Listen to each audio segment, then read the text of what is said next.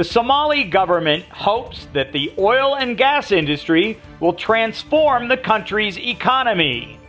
It has received good news from surveys conducted off its shoreline, and it has found many international partners anxious to help exploit these resources.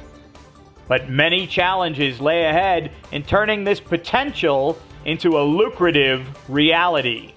These include a territorial dispute with its neighbor Kenya, the struggle for power between the federal government and several of the semi-autonomous states, its legal and regulatory framework, a lack of local expertise to keep international partners honest.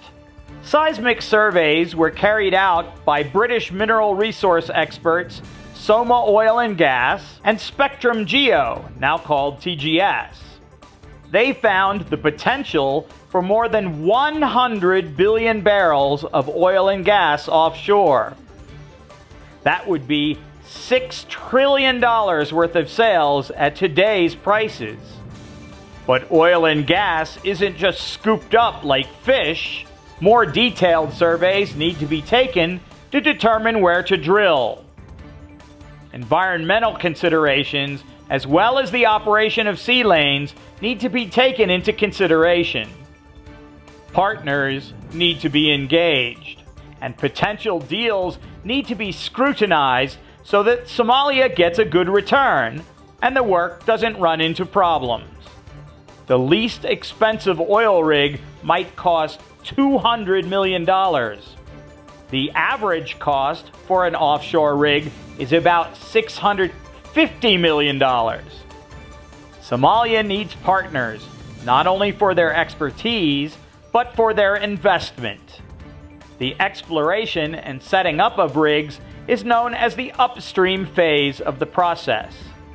Next comes the midstream phase, where the raw materials, oil and gas, are transported and stored. Somalia's resources will go by tanker ship to refineries. These will likely be facilities contracted by international partners, but Somalia could decide to take control of this aspect. The government could even decide to invest in building its own refineries. But a refinery costs between $5 and $15 billion to construct. The final phase of oil and gas production is known as downstream. This is where the raw materials finally become consumer products and enter the market.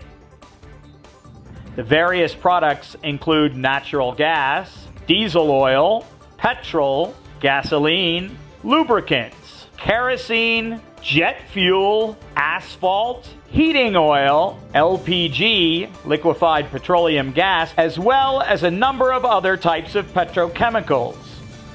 These products are not likely to carry a Somali brand name unless they are bought by Hashi Oil. In Part 2, we will look at the international partners that Somalia might go into business with.